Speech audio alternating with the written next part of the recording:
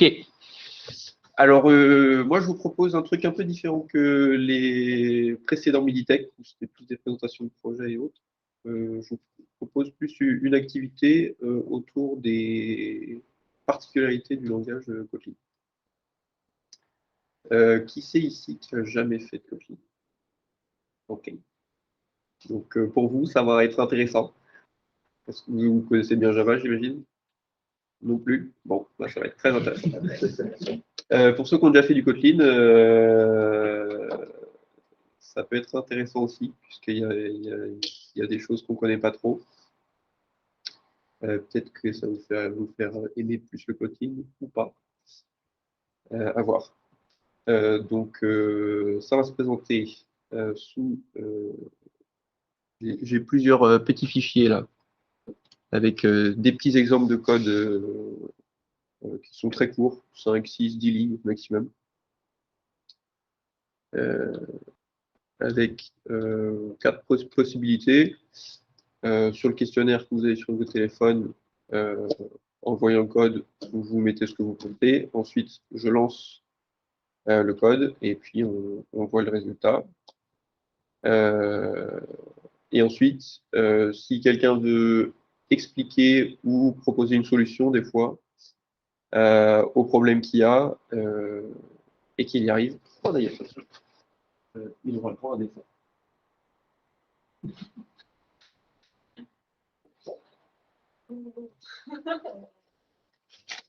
De la grosse boulangerie rue Vasselot en plus, vous avez grave de la chance.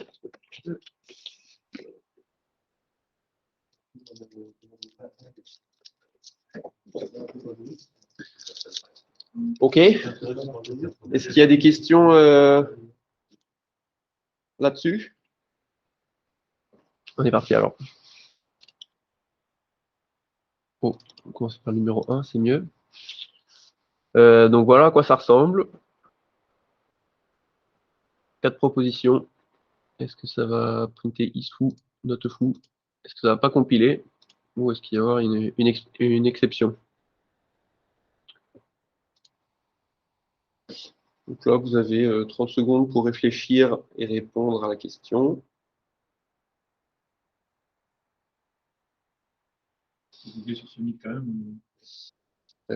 J'imagine, je ne sais pas trop comment est-ce que ça se profile. Allez, il reste 5 secondes.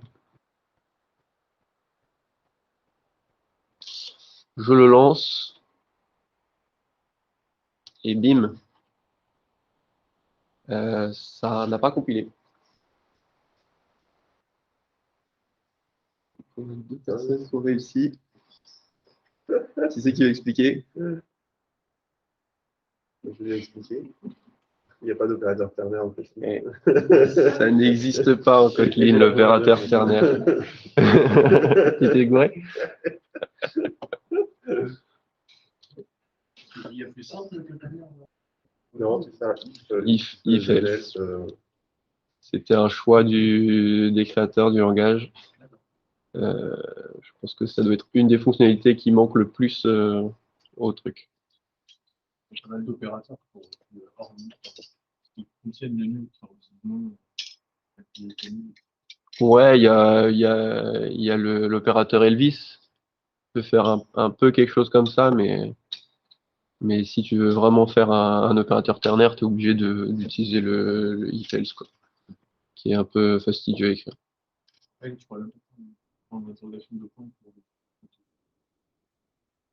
Si là tu pourrais, ouais, on pourrait écrire ça là, et ça. Ouais, du coup, ce serait fou ou de tout. Ouais. Voilà, ça fait tout. Puisque ça, ça c'est true, donc c'est correct, donc ça print ça.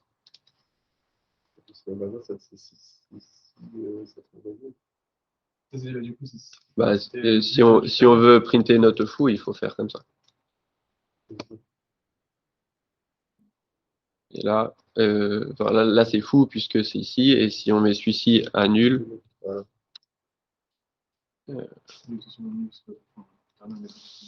Voilà. Ok. On continue avec la nullabilité.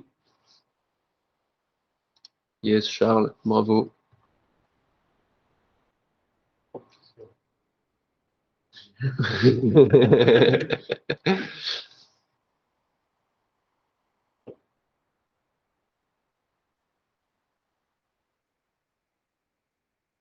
Donc là, ça paraît plutôt simple. Hein. Is empty.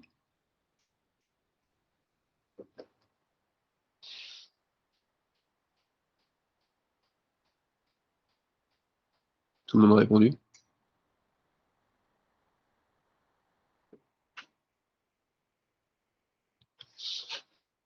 Allez, je lance. Et bim, ça compile encore pas.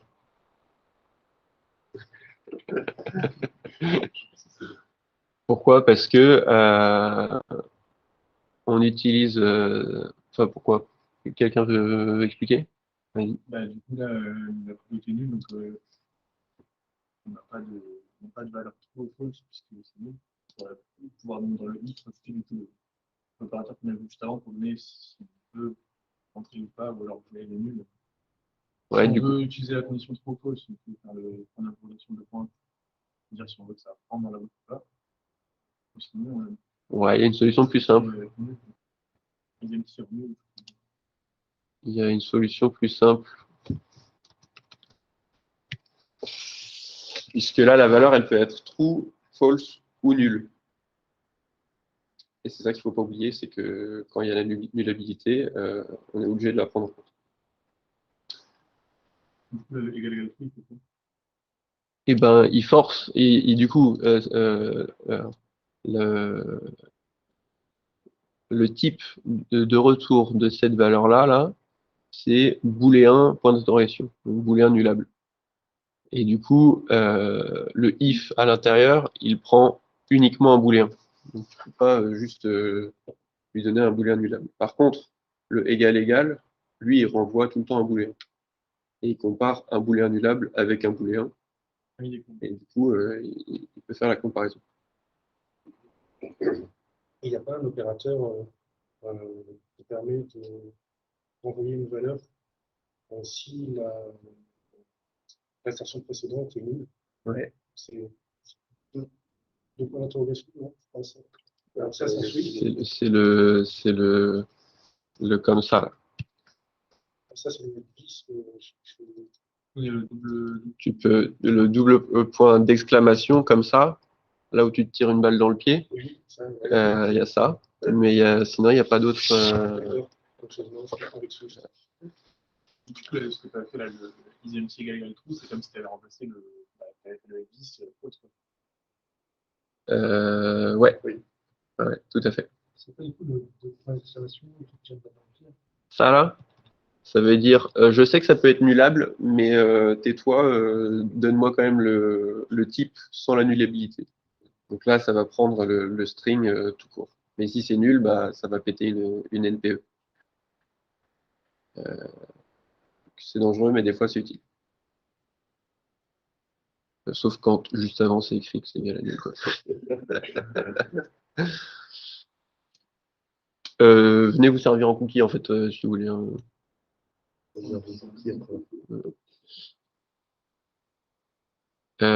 On est parti pour la troisième.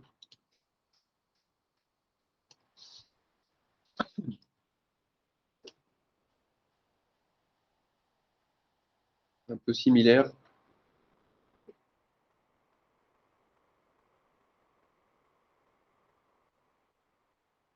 Soit true, soit false, soit la NPE, soit ça compile pas encore.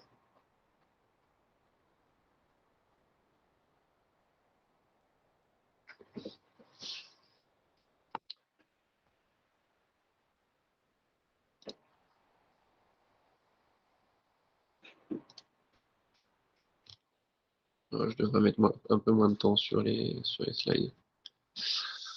Je lance le bout de code. Et là, ça a renvoyé trou.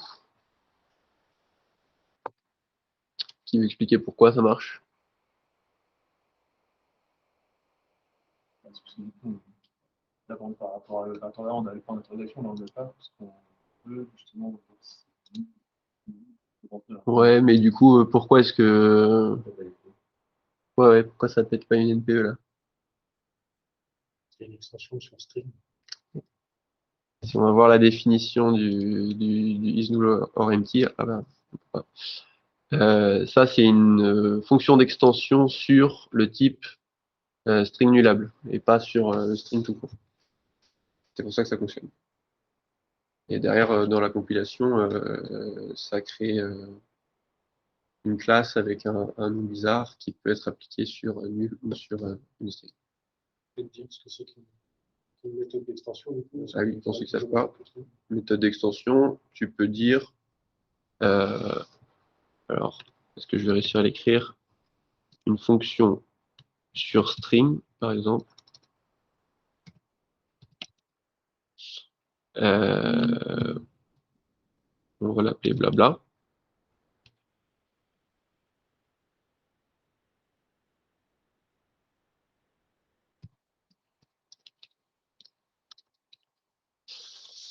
Bon, là, j'ai défini une fonction sur le type string qui s'appelle blabla. Et du coup, n'importe où dans mon code, eh ben, je peux faire ça, point blabla.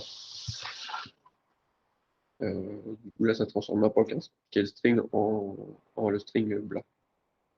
Ce qui est pas top là comme exemple, mais on peut voir la puissance du truc, c'est que sur des types sur lesquels on n'a pas le contrôle, on peut rajouter des fonctions qui augmentent les capacités du truc. Par exemple, si on veut faire un string vers une valeur d'une enum, eh ben, on peut mettre l'extension sur le string. En plus, c'est bien contenu dans les packages, donc ça ne va pas polluer le monde extérieur. Et aller parser le string en enum, et ça rend quelque chose de très lisible, quoi. C'est pas tout ce que reproche tout le monde à JavaScript, ça, par exemple, hein, avec les prototypes, tout ça, tout ça. Oui, mais, mais en Kotlin, c'est aussi ce qu'on reproche au Kotlin, et c'est ce que les créateurs du langage ont bien dit, que c'était une fonctionnalité très puissante, mais qu'il faut faire très très attention à ça. Mais tu vois, après, en Java, on utilise des classes utiles à gogo, c'est la même chose, hein. Donc c'est un peu la transposition entre les classes utiles et les classes, enfin, entre les fonctions du coup d'extension, mais c'est plus lisible. Si tu as deux personnes, enfin deux API, que tu utilises qui veulent faire une extension, ça peut être assez vite. Ouais, la kaboom. C'est quoi la question? La question de Patrick, c'était s'il y a deux modules qui définissent la même fonction d'extension avec la même signature, mais qui ne fait pas la même chose, qu'est-ce qui se passe?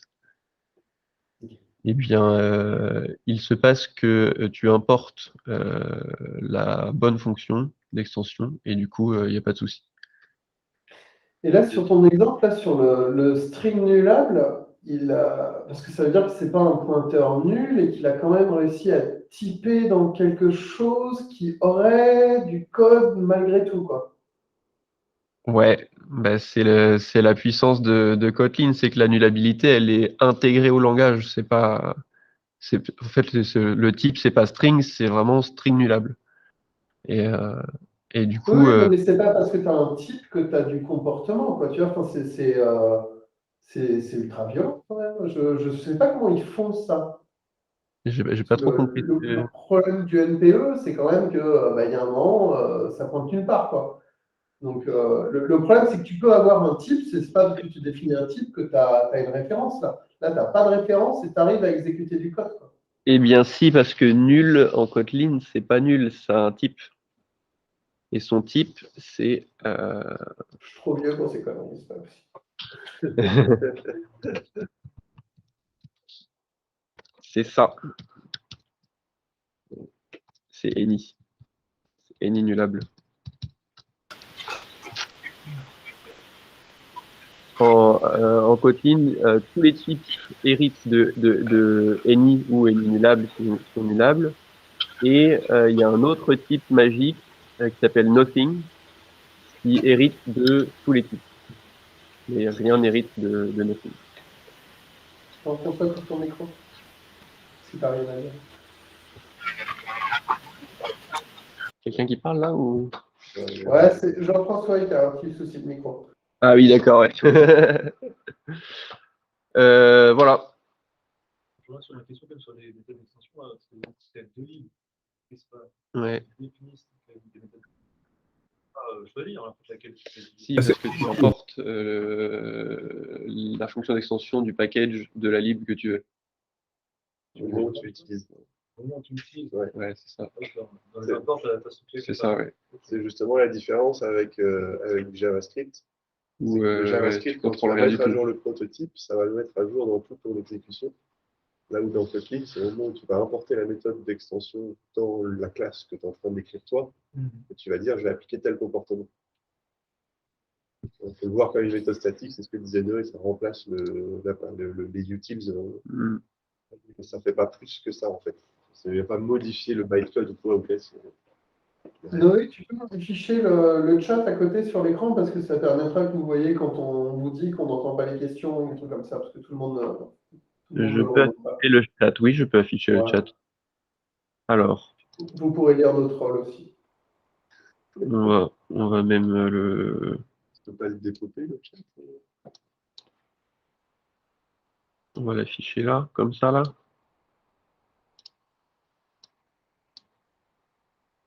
Oui. Il est où le chat? Voilà, super. Et cet écran-là, là, je veux le piner. Oh non, je peux pas.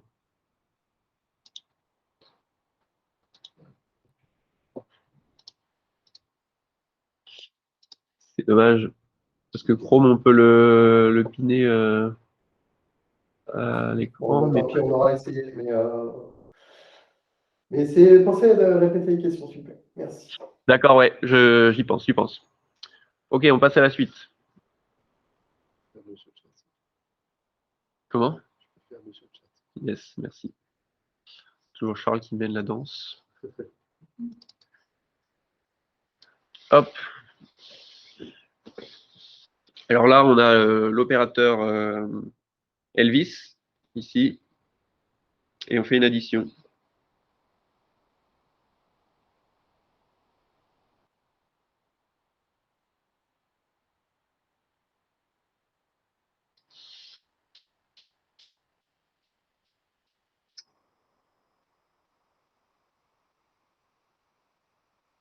Qu'est-ce qui se passe? Dans quel ordre elles sont faites, les opérations?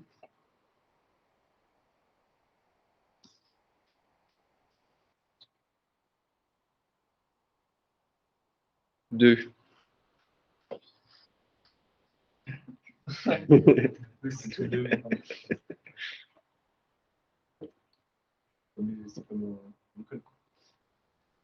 Comme à l'école. Ouais, c'est ça. Quelqu'un veut...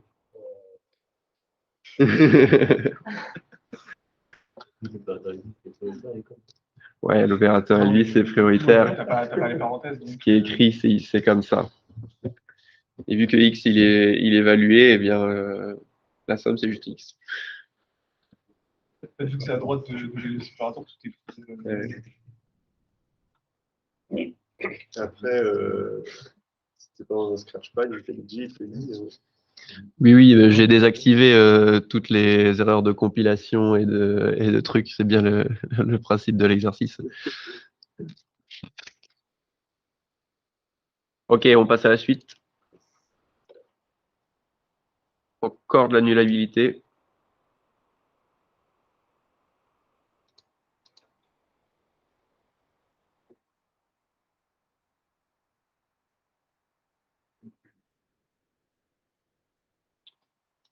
Essayer d'accélérer.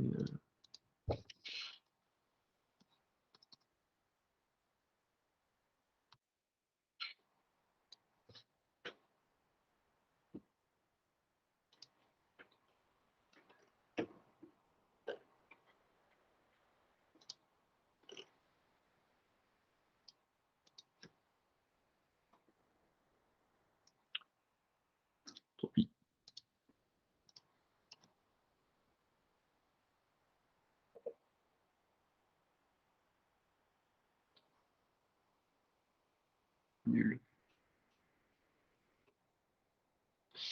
Ok. Quelqu'un veut exprimer son opinion? Pourquoi ça marche? C'est ça. Le toString, là, il est sur le type annulable, donc ça fonctionne. Et ça renvoie le string nul quand la valeur est nulle. Hop. Bon, allez, on part dans les trucs un peu plus bizarres. Petite question rapidement, Noé. Est-ce qu'on peut surcharger une fonction d'extension? Je veux dire, là, si je voulais surcharger le any2string pour faire un truc drôle à mes collègues. Alors, tu peux la déclarer en surchargé, mais elle sera jamais utilisée, je crois. D'accord. Ouais, puisque Ouais. les fonctions membres ont toujours la précédence sur les fonctions d'extension. Ils sont pas si bêtes, c'est bien. Merci. Alors, on lance ça. Oh là là. C'est Patrick Camon. Alors? J'ai supposé que les méthodes print retournaient toujours une valeur, parce que c'est fonctionne avec une valeur cartonnée, que c'était la chaîne qui était passée en paramètre. Ouais. Du coup, le print hello égale print world, ça veut dire retourner une expression. Je vais peut-être prendre le micro pour. J'ai supposé que c'était une expression sous forme de chaîne, mais alors vous expressez un peu au hasard après. Et derrière, c'est convertir entre string et boolean pour faire une string. Alors, c'est pas tout à fait ça. Une réponse, mais donnez-moi une fonction Kotlin qui s'exécute correctement retourne true. Donc là, on a true égale true et qui est différent de return false sur le println. Donc on a bien hello world false avec un retour à la ligne normalement. Non, malheureusement, c'est pas ça. Alors en Kotlin, il faut retenir un truc, c'est à part l'assignation, tout est une expression. Donc tout est évalué. Return, c'est une expression. Donc là, ce qui se passe dans le code, c'est le print hello, il passe. Le print world, il passe. Il y a l'égalité qui est faite là entre les deux. Le retour d'un print, c'est kotlin.unit. Mais bon, on s'en fout un peu puisque ici, le return, il passe et il sort de la fonction hello ici. Il return de toute l'expression qui est ici. Et ensuite, c'est le println du false qui passe. Donc, c'est hello, world, et ensuite le false. Et là, il y a un passage à la ligne après le false. Ok. Voilà. Et du coup, les égal, ils servent à rien.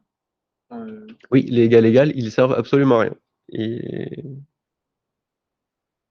Du coup, le type unit, alors, c'est quoi exactement? C'est comme le void en Java, unit. Quelle est la différence avec le void? Parce qu'il y a... Il n'y a pas de void en Kotlin. Non, c'est l'unité. En fait, là, le return, il skip l'évaluation des égales, c'est ça? C'est ça, ouais. Est-ce que tu as des méthodes sur un type unit? Il y a tu peux faire des fonctions d'extension sur le type unit, si tu veux. Est-ce que ça sert à quelque chose? Je ne sais pas, non.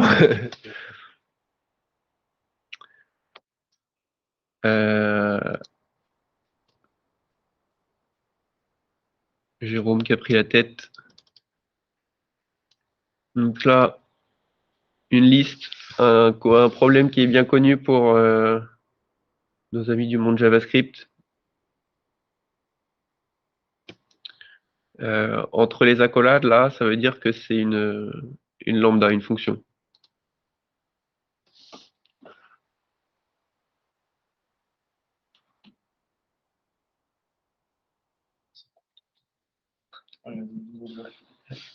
Ouais, j'aurais dû mettre moins de temps sur le timer, mais on arrive à la fin. Je le lance. Je sais pas qui est Gabio.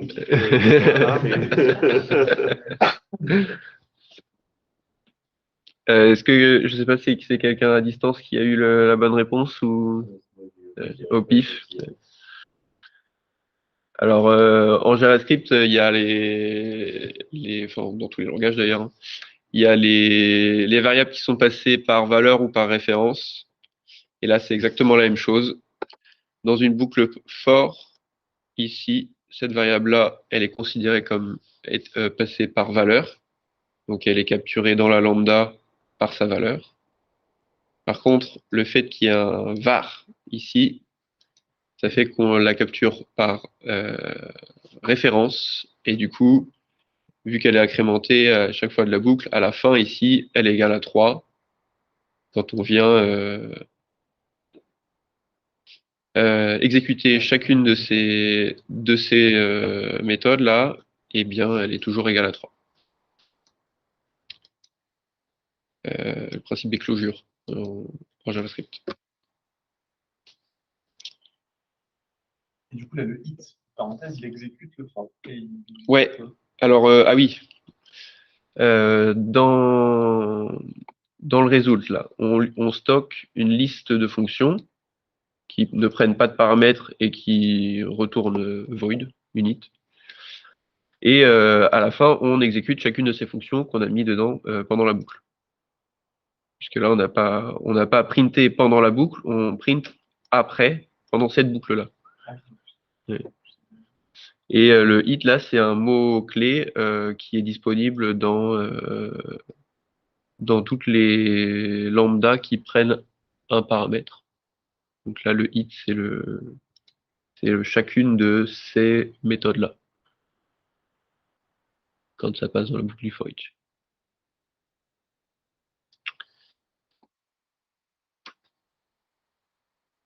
La suite.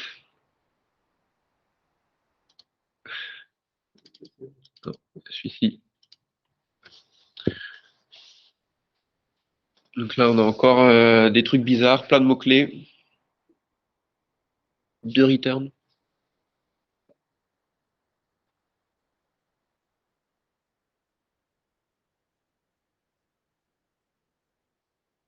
Et 2 println. Un dans la fonction et un à l'extérieur.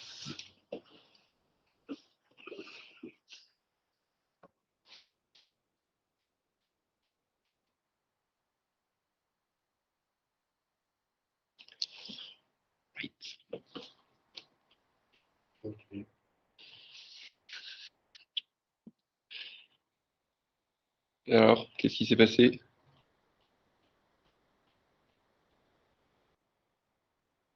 Je pense que le premier return a envoyé une exception et a pour but de retourner hello. Ça renvoie hello. Ouais, c'est ça. C'est toujours ce même principe en Kotlin, tout est une expression. Donc, ça évalue cette expression-là. Qu'est-ce qu'il faut qu'il retourne? Il faut qu'il retourne un throw. Et le throw, qu'est-ce qu'il faut qu'il retourne? Eh ben, il faut qu'il retourne cette valeur-là. Mais avant de pouvoir jeter l'exception, eh ben, la fonction, elle fait son return. Donc, l'exception n'est jamais jetée. Et il y a juste la valeur qui est retournée. Et du coup, ce code-là, il n'est pas exécuté. Ça va?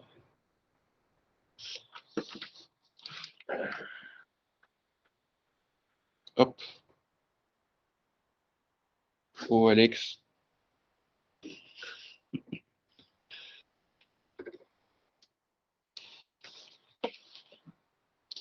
Donc là, on boucle dans des listes.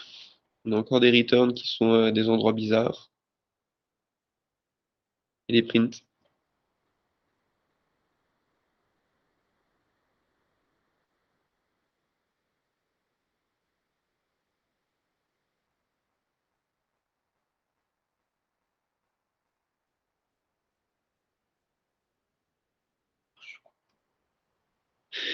Putain, Oh merde. débile. Ah, fait chier. Ah oui. Oui. Ouais, Il y a un return. oui. Le return, vu qu'il n'y a pas un return at flourish, il sort directement. C'est ça. For each n'est pas une fonction. Et alors, quelqu'un sait pourquoi est-ce qu'on a le droit de mettre un return là-dedans? Pourquoi, je ne sais pas. Pourquoi est-ce que le compilateur il laisse le return là? Il arrête l'exécution de la fonction. Enfin, Ouais, il y a une petite particularité. Si on va voir la définition du for each, qu'on ne peut pas aller voir, bien sûr, puisque j'ai tout désactivé. For each, c'est une fonction qui est inline. Donc, en Kotlin, les inline, c'est un principe qui, au lieu de créer une nouvelle fonction avec une nouvelle variable dans la stack, ça copie le code et ça le met à la place de l'appel de la fonction. Et derrière, le for each, là, c'est juste une boucle for avec l'appel de la méthode. Ce qui fait que le return, du coup, il est aussi copié-collé. Et un return dans un for, et ça retourne de la fonction qui est plus haut. Si la méthode for each, c'était pas une fonction inline, ça compilerait pas. Toutes les lambda ne sont pas des inline, du coup? Non. Non, tu peux définir tout ce que tu veux. Mais là, parce que si on aurait voulu faire tout le return sortir du members, le return pour for each, c'est pas pour members, on aurait pu faire du coup le return add for each. Est-ce que du coup c'est une bonne chose ou c'est évité? Alors, le for each, son type de retour, c'est unit. Ouais, du coup, le but, c'est de court-circuiter la ligne, elle sert à court-circuiter le. On aurait pu faire ça. Ouais. Et là, ça va printer un 2 OK. Un 2 OK,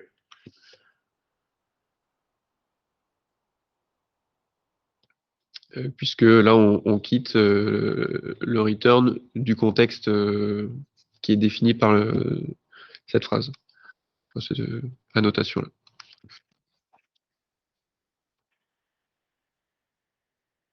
Hop. On passe à la suite. Donc là, les data classes qui sont un type de Kotlin qui définit sur les classes tous les setters, tous les getters. Et en plus de ça, deux méthodes qui s'appellent copy et hashcode et equals, basées sur leurs propriétés. Tout ça gratuitement. Et là, il y a un deuxième concept Kotlin qui est la délégation par le by. Là. Donc la classe container, elle implémente l'interface listDint avec ses propriétés propres des items. Il y a beaucoup de concepts Kotlin là dans ce truc. Ah oui. Et ensuite, un deuxième concept Kotlin, c'est la déconstruction. Ce construit-là, qui est aussi donné par les data classes, qui va chercher le premier, enfin, le code derrière là, c'est ça va appeler une méthode de cette classe qui s'appelle component 1, celle-ci component 2. Ça, c'est pratique, par exemple, pour une liste, on va chercher les 3 premiers éléments de la liste et puis on leur donne des noms qu'on peut utiliser.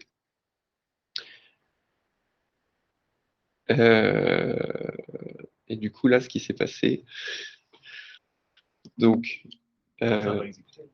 si. Non. Ah, ça n'a pas exécuté. Pardon. On voit la réponse, mais on n'a pas vu l'exécution. Donc, il s'est passé hello Kotlin 1.2. Donc, il y a le hello, normal. Le name, donc qui est le component 1 de cette classe. On avait mis Kotlin, donc ça paraît logique. Et par contre, le 2, là, nous, on pensait pouvoir prendre la liste. Mais ça ne marchait pas. Pourquoi ça ne marche pas? C'est parce qu'on a défini ce truc-là en privé. Donc, il n'est pas visible de l'extérieur, donc on ne peut pas aller le chercher. Mais par contre, sur l'interface list, il y a aussi un component 2 qui lui est chez le deuxième item de la classe. Et c'est pour ça qu'on a eu le 2.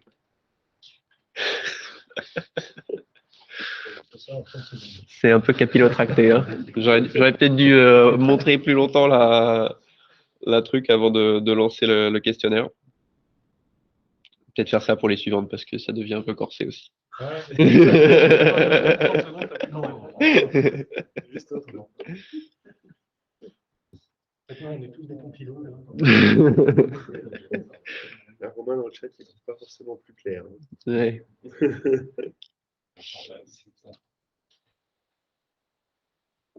C'est des choses à pas faire. C'est bien, c'est que ça fait 4 fois que je mets une mauvaise réponse et je suis toujours premier. Hein. C'est bizarre. Celui-là est marrant aussi. Voilà, je ne vais pas laisser trop longtemps parce que ça paraît assez simple. On fait de la comparaison entre des ints.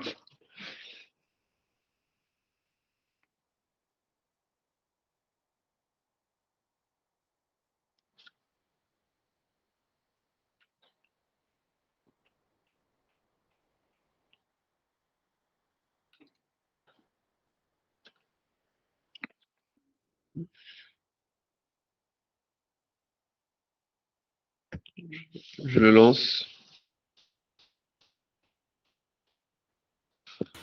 Il y a un piège, les réponses ne sont pas dans le même ordre. Oh non! C'était le 11, j'ai sauté. Ah là là! Zut. Tu peux pas relancer la question? Ça a faussé les réponses. Si, je peux relancer la question, je pense. Ah. Oui, j'ai pu relancer la question, je crois. Already answered this question. Bon, pas vraiment. Mais...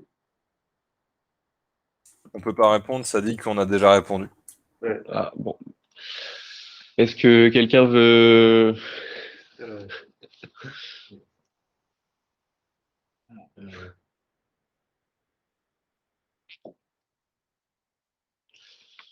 Donc pour ceux qui connaissent pas le petit mot-clé là, when, c'est un peu le switch amélioré. Donc qui compare cette valeur-là avec les possibilités qu'il y a là, et puis qui exécute ensuite les expressions qui sont après.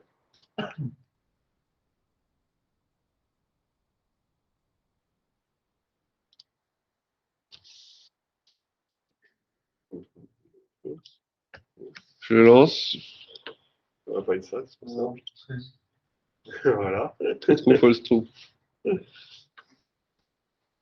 Est-ce que quelqu'un va se tenter dans une explication?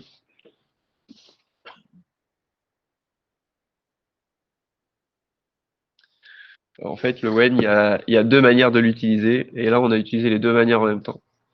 Soit on peut faire comme ça, sans lui passer de paramètres, et il va évaluer chacune de ces expressions, regarder si elles sont vraies. Donc là, bah, si x est vrai, on va faire ça. Si x est false, on va faire ça. Ou alors, il y a cette manière-là où on garde l'expression dans les paramètres et on la compare à des valeurs. Dans ces cas-là, on exécute les trucs. Mais quand on mélange les deux, eh bien, en Kotlin, tout est une expression. Donc, cette expression-là est évaluée. Donc, quand x égale à true, ça, c'est true. Du coup, on print x true. Et quand x est égal à false, ça, c'est false. Du coup, c'est égal à x. Du coup, on passe là-dedans aussi. Donc, quand vous utilisez des when avec Kotlin, soit on met ce qu'on veut comparer avec les valeurs possibles, soit on ne peut pas comparer directement valeur par valeur, et du coup, il faut comparer avec des expressions. Et du coup, on l'enlève de la valeur à comparer, et puis on fait toutes les expressions possibles. Par exemple, on aurait pu avoir un autre, carrément une autre variable ici, là, carrément quoi. Écrit dans le micro.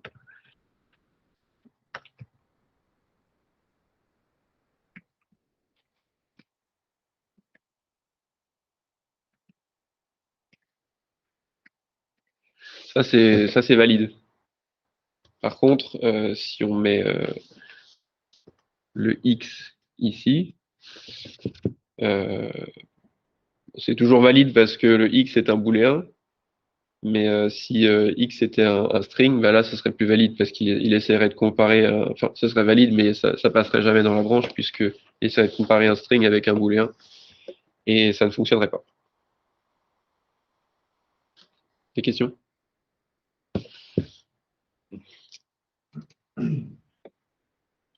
Du coup, vous avez vu la réponse de celui-là? Yes, ça tombe bien.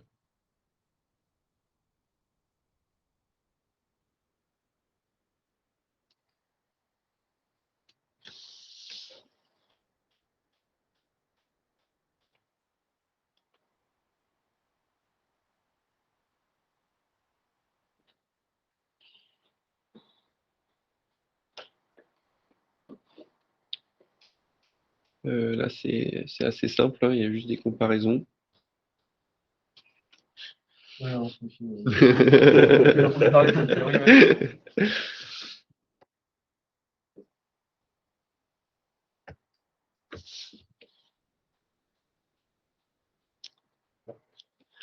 Bim, ça compile pas.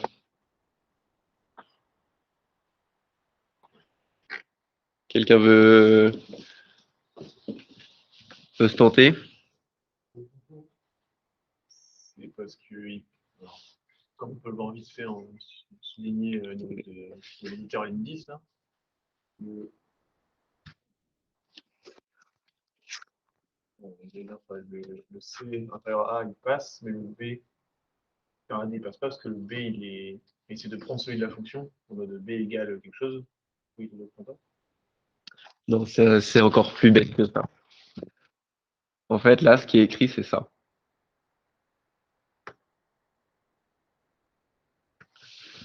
C'est C avec les types génériques A et B.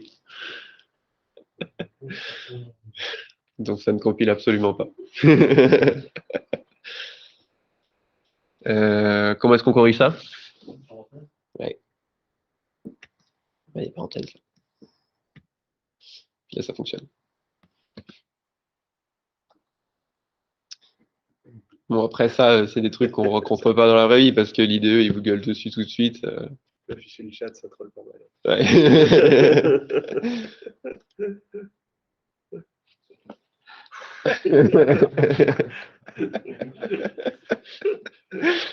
Sébastien rage quit le Miditech.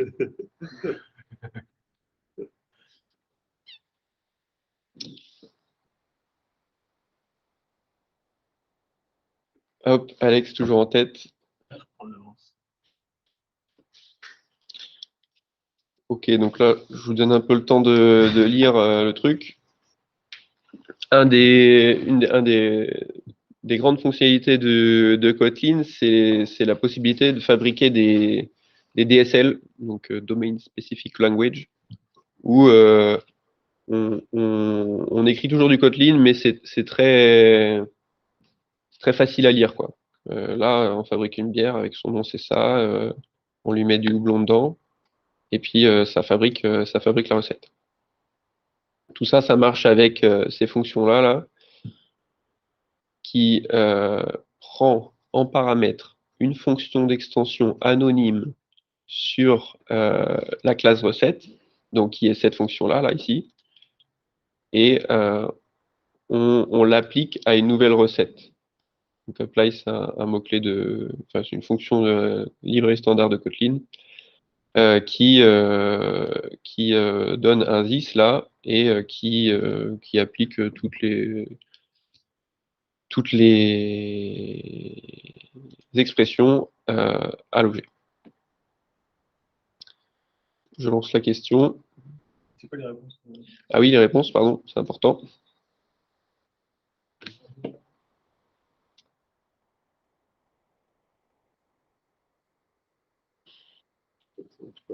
Je vais remontrer le code. Ah oui, de toute façon, les réponses sont là maintenant.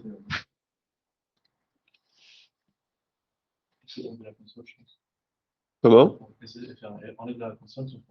C'est pourtant vrai. Et la fonction hops, qui est une fonction d'extension sur la recette qui prend en paramètre une fonction d'extension sur la classe hops qui ajoute au houblon de la recette des nouveaux houblons. Super. Donc ce qui est vachement incroyable, c'est qu'avec ces 2 lignes de code là, on crée tout un truc où on peut facilement créer des nouveaux objets, quoi. Je lance le code. Qu'est-ce qui s'est passé? C'est presque la même chose, mais c'est pas la même chose. Il y a un name égale cascade là. Puisque le name, c'est le même que celui-là. C'est du shadowing, du coup. C'est presque du shadowing parce qu'en fait, Ops ici s'appelle kind. Donc en fait, on a juste renommé le truc. On aurait pu avoir ça, et là on aurait eu on aurait eu le petit a. Mais par contre, dans ce cas-là, on peut toujours écrire name égale quelque chose. Et ça, c'est un peu pénible. Et du coup, Kotlin, il nous donne un moyen de le corriger, ça. J'ai fait un petit copier-coller. Avec une belle petite annotation DSL marker qui dit au compilateur, tu peux faire des propriétés égales à quelque chose dans une fonction d'extension anonyme, là, le receiver, seulement au niveau de cette fonction, pas plus bas. Donc là, par exemple, il va me gueuler dessus parce que le name, j'ai pas le droit de le réassigner en dehors du cadre de la bière, quoi. Faut pas le réassigner plus loin. Donc si jamais ça vous arrive de devoir écrire des DSL avec Kotlin, pensez à cette annotation-là, DSL marker.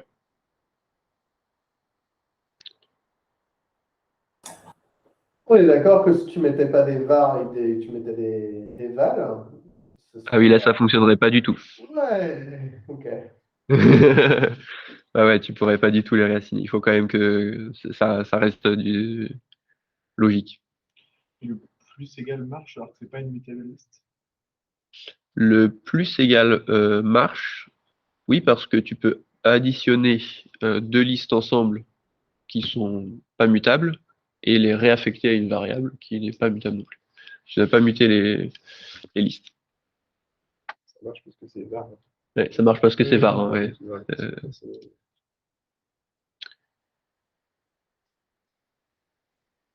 Alors là, pour nos amis qui font du Java ou qui utilisent des libs où il y a du Kotlin et du Java en même temps, on utilise de la réflexion et on va chercher le nom de la méthode de ce truc-là. Qu'est-ce que ça fait?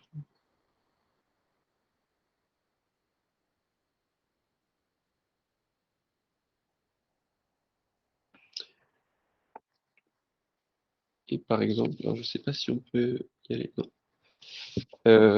Ici, Java méthode, c'est une propriété d'extension. Il y a les fonctions d'extension, mais il y a aussi les propriétés d'extension sur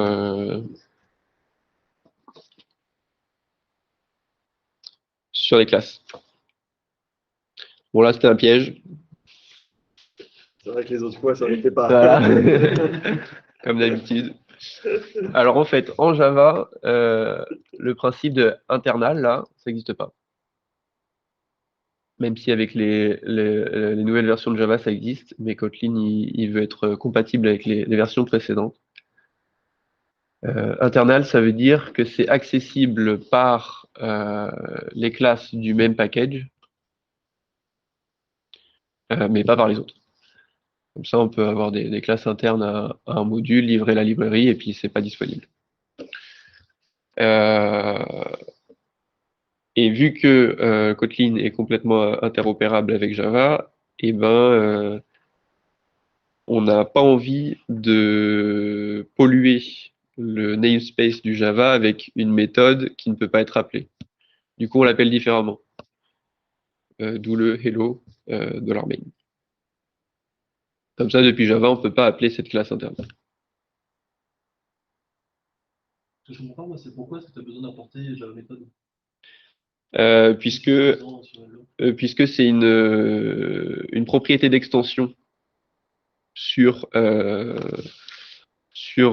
truc-là là, qui est la K classe, la K propriété de la méthode. C'est tous les trucs de réflexion.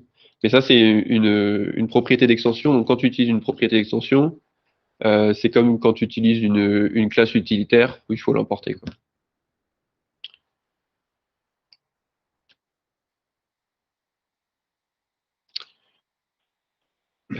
Passons à la suite. Celle-là est rigolote aussi.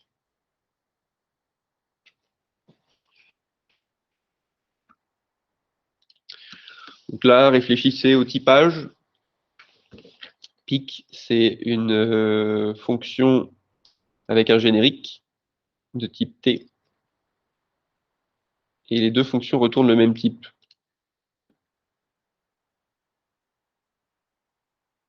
D'un côté, on reprend le premier, de l'autre, le deuxième, et le printer.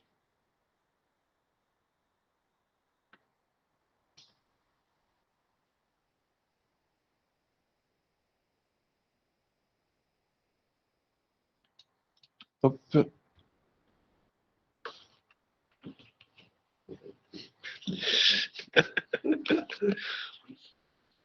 Alors, qui c'est qui a mis un 2?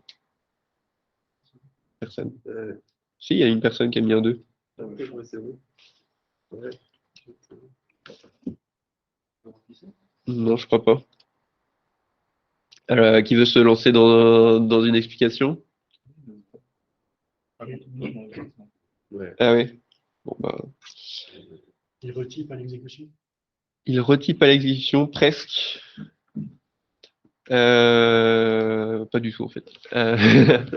Non, alors Kotlin, quand il fait sa résolution des types, parce que là on lui dit c'est un type, mais on lui dit pas du tout ce que c'est.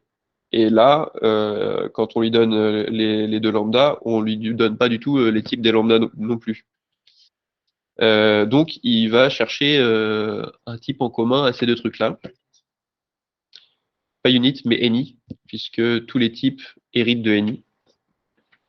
Et any a une méthode toString.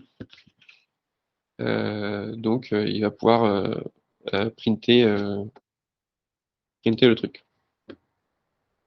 Donc là-dedans, ce qu'il faut retenir, c'est que le typage, il converge. Et en plus de ça, on s'en fout un peu de dire quels types sont dans ces deux lambdas, du moment que ça retourne un truc, quoi.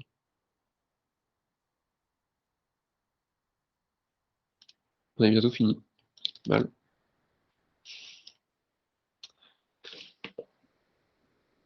Je vous laisse prendre connaissance du truc. Donc liste, tu as instancié une liste de taille 1 avec cet initialisateur-là sur chacun des index de cette liste. On a défini une fonction d'extension sur any, donc sur n'importe quoi, qui va printer le 10.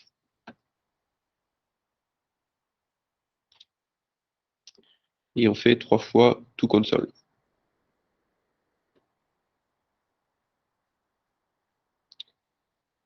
Je vais pas lancer le truc.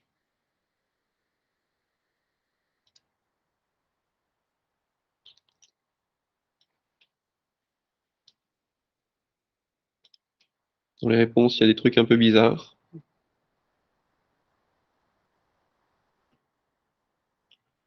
Les gens qui connaissent le Java devraient reconnaître ça.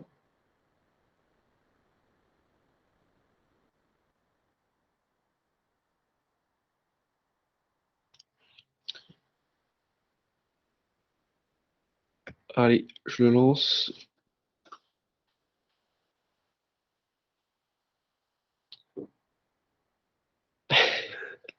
Il y en a qui commencent à comprendre la filouterie. Est-ce que quelqu'un veut se tenter à une explication? Donc là, on a eu ça là, qui est la représentation, qui est le toString d'un int array en Java. Là, bah, c'est la liste. Et puis kotlin.unit. Personne? En fait, ce qui est écrit ici, là, c'est ça.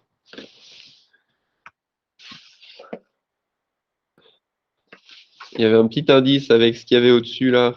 Alors, en Kotlin, quand il y a une lambda qui est en dernier paramètre de quelque chose, on peut la sortir des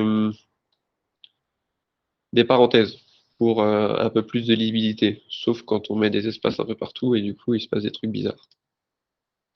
Du coup, là, ce qui se passe, c'est que on a le int array qui est mis sous console, on a ça.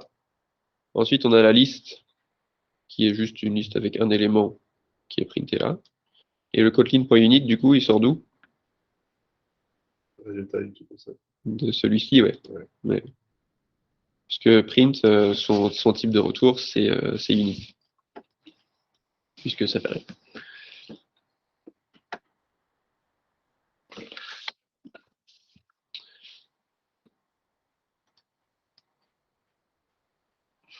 Yes, Patrick.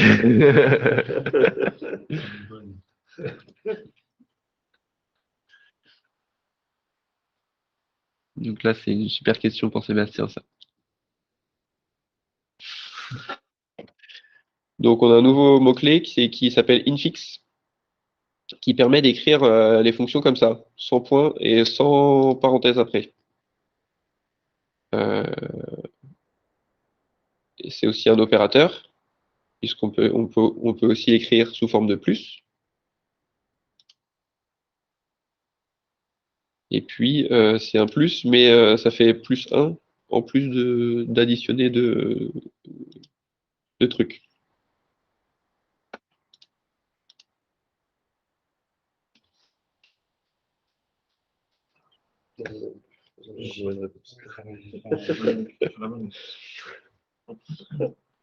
Ah yes, il y a la majorité qui ont une bonne réponse. Est-ce que c'était parce que c'était le hasard ou...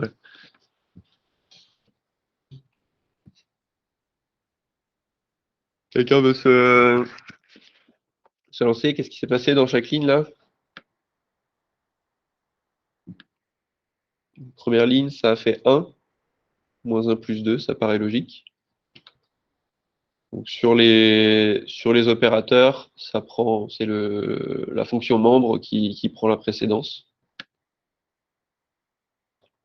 Par contre, sur la déclaration des fonctions infix, puisque l'opérateur n'est pas déclaré comme infix, l'opérateur de base, je ne sais pas si je peux aller le voir. Non, je ne peux pas aller le voir.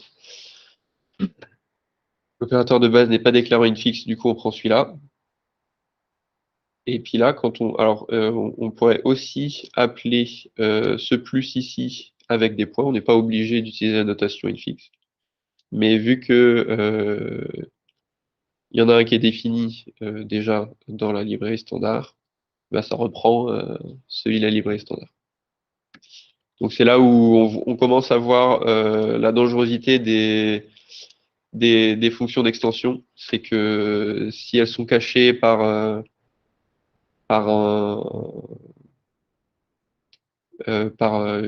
une méthode membre, et ben on ne sait pas trop à chaque fois qu'est-ce qui va être exécuté. En gros, Kotlin a un opérateur plus PLUS. Ouais, déjà. ouais. Qui est celui-ci. En fait, ces deux-là, c'est exactement le même. C'est juste la notation qui est différente. Et en plus de ça, du coup, ici, là, moins 1 plus 2, on s'attendrait à un petit moins 1, un 1, pardon. Mais la précédence, elle est sur les fonctions points. Au contraire des méthodes infix qui ont la précédence enfin là c'est moins plus 2 et là c'est 1 plus 2 négatif. Bien. Ah, ok. Ok. Je l'avais pas non plus. Oui, les parenthèses autour de. Ok. Ah oui, d'accord, oui, il n'y a pas les parenthèses. Et moins de 1 plus 2. Ouais. Et moins 3. Ouais, c'est ça.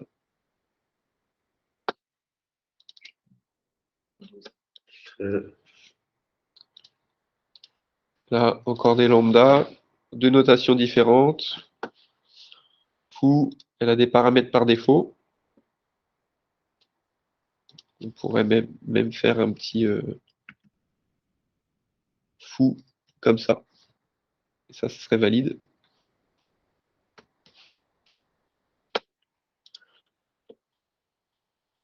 Bon, les ELAS de type, ça paraît logique, hein.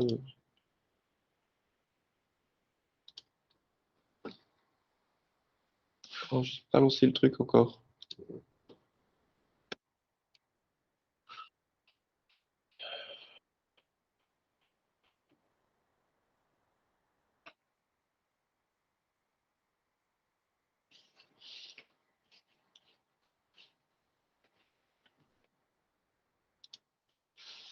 Tout le monde a voté?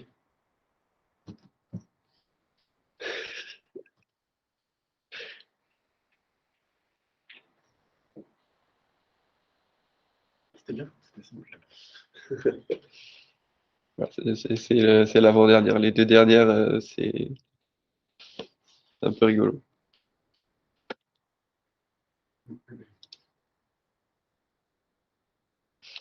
Yes. Qu'est-ce qui s'est passé? Ça a fait tout one.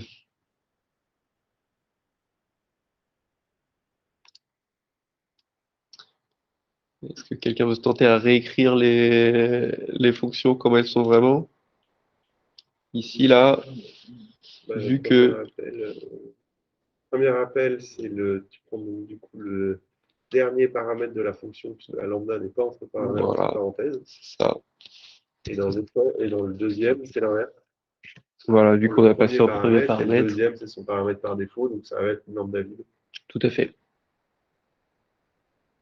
Tu peux me faire, s'il te plaît? Alors, Vas-y, ouais, la écris comme un petit première, ce qui est écrit, c'est ça.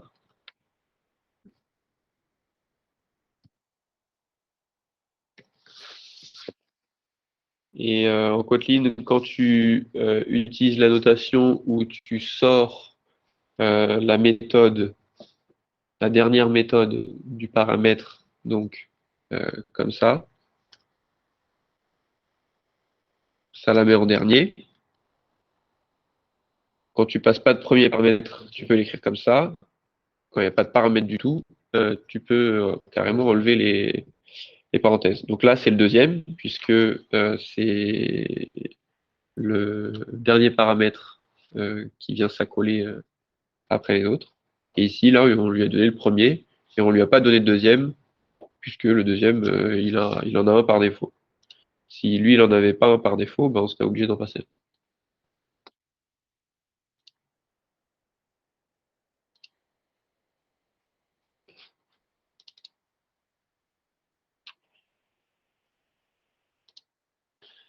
Donc là, une nouvelle fonction de la librairie standard de Kotlin, c'est le let, qui prend ce qu'on lui donne et qui le met dans son hit et qui retourne ce que cette lambda-là retourne aussi. Donc, hit, là, c'est ce qui est au-dessus. Encore une fois, on peut voir qu'en Kotlin, tout est une expression, puisqu'on peut mettre quelque chose après un if, quoi. Ce qui paraît un peu bizarre, mais c'est des fois très pratique.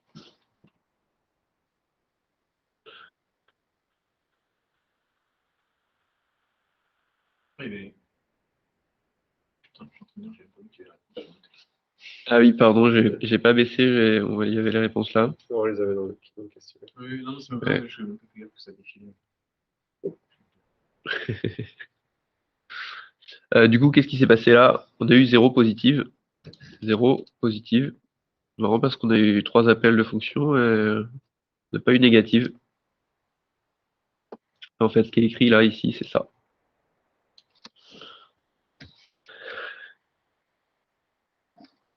Donc le let, là, il est appliqué qu'au résultat de ce if else ici. Comment? Eh bien, parce que ce que tu donnes à else, c'est une autre expression. Et là, cette autre expression, bah, c'était tout ça.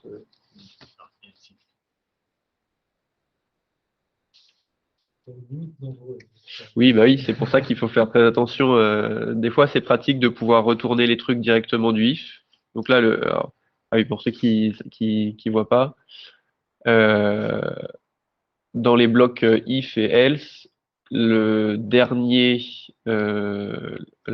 dernière expression, c'est ce qui est retourné du bloc. Donc là, bah, ça retourne positif, alors qu'il n'y a pas de return, il n'y a rien, quoi. Mais c'est quand même le cas. Du coup, ça passe dans le let, ça passe dans le hit, mais que ce bloc-là. Alors que on croirait que non, quoi. Il n'y a pas de mot-clé pour else if? Pardon, je l'ai même pas lancé. Si, mais il n'y a pas, non, il y a pas de else if comme ça. C'est else, t'exécutes l'expression d'après. Et l'expression d'après, bon là pour le coup c'est un if, mais ça pourrait juste être un prix, quoi. Ou un return carrément. On peut potentiellement faire un if else when par exemple. Oui, ouais. Bah ouais, on pourrait écrire un when ici là.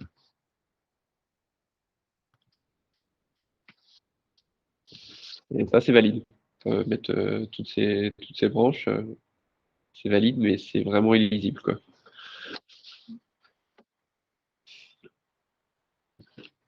Allez, deux dernières.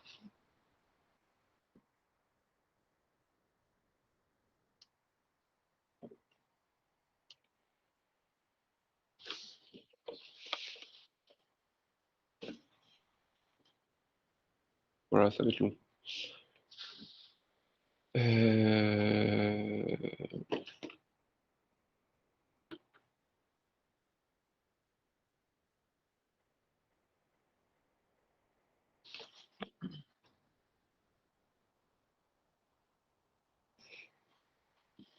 Donc en Kotlin, on peut définir des fonctions juste comme ça. Ça, c'est défini comme une lambda, pardon. Puis après, qu'est-ce que ça fait ça? Ça s'exécute. Et qu'est-ce que c'est le retour d'une fonction qui fait rien? C'est init.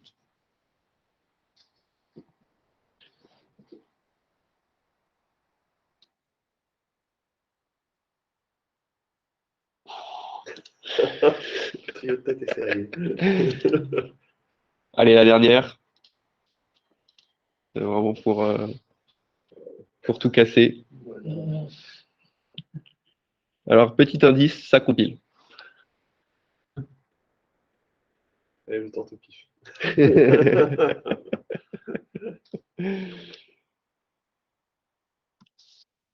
Je le lance tout de suite. Parce que là, il n'y a pas vraiment d'intérêt. S'il y a un intérêt, c'est toujours de se dire qu'en Kotlin, des fois, le typage, on s'en fout vraiment. Et on peut faire confiance au compilateur de même si on écrit un truc cryptique comme ça va faire ce qu'on veut, quoi. Hein? Non, mais j'ai mis le signe. Ah oui. Je suis Donc là, ça se simplifie. Ça, c'est considéré comme ça. On a déclaré une fonction anonyme qui prend rien comme paramètre et rien, donc comme ça. Elle prend rien comme paramètre, elle a un bloc vide et on l'exécute. Voilà. Nous voici à la fin. Et nous avons faim. Charles, bravo.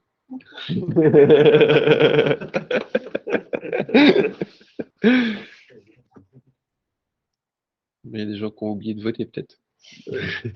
Est-ce que je peux avoir un petit Rex? Est-ce qu'il y a des gens que ça intéresserait sur d'autres langages de programmation? Ouais, Swift. Oh no, j'ai plus de batterie. Ça tombe bien. Est-ce qu'il y a des gens qui n'ont pas du tout aimé? Alors, Tristan dit en moins dur, peut-être. Ouais. Ouais, moi, un peu moins dur en fait. Les questions qu'il y avait, je les ai lâchées tellement que Et pourtant, j'ai pris dans un repère de trucs, il y a des trucs encore plus compliqués. Donc j'ai- la question déjà, tu sais, par exemple, le principe de retour anonyme et tout, oui, faire un exercice qui mélange pas trop tout en même temps. Ouais, ouais. Ça mélangeait tout, j'étais là. Après, c'est peut-être moi, c'est pas le Non, mais même moi, du coup, j'ai appris beaucoup de trucs en préparant ça parce que ouais, il y a des trucs, c'est. La question, ça va aller un peu moins dur aussi. Le principe est cool, mais c'est un peu dur pour moi. Il y a beaucoup de principes dans Kotlin qui sont quand même un pas un peu plus élevé que le Java quand on est Java. Et au quotidien, en fait, on utilise peu parce que Ouais, ça devient un peu compliqué à lire. Finalement, on va l'écrire autrement parce que si c'est compliqué à lire, c'est que c'est pas comme ça qu'on veut l'écrire parce que c'est pas le but. Souvent, c'est rare de dire ah, j'ai écrit un truc tordu, super dur à comprendre.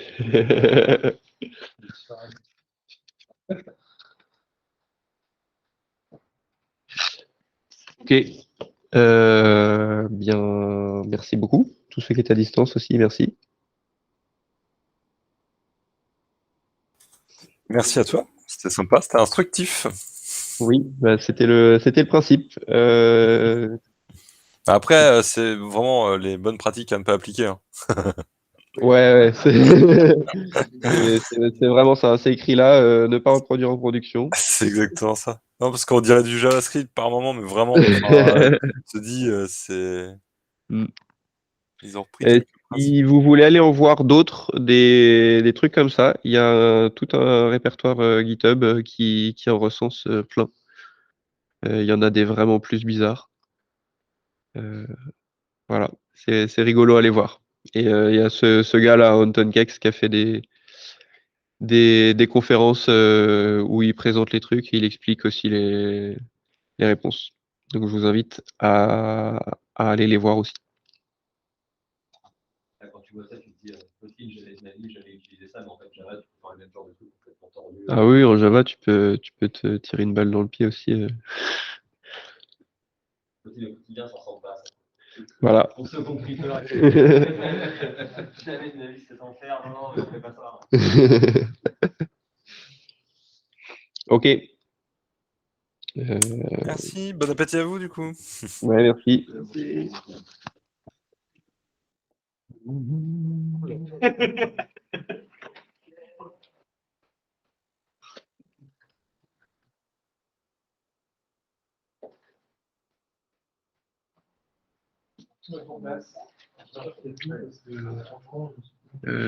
Comment est-ce qu'on... Non,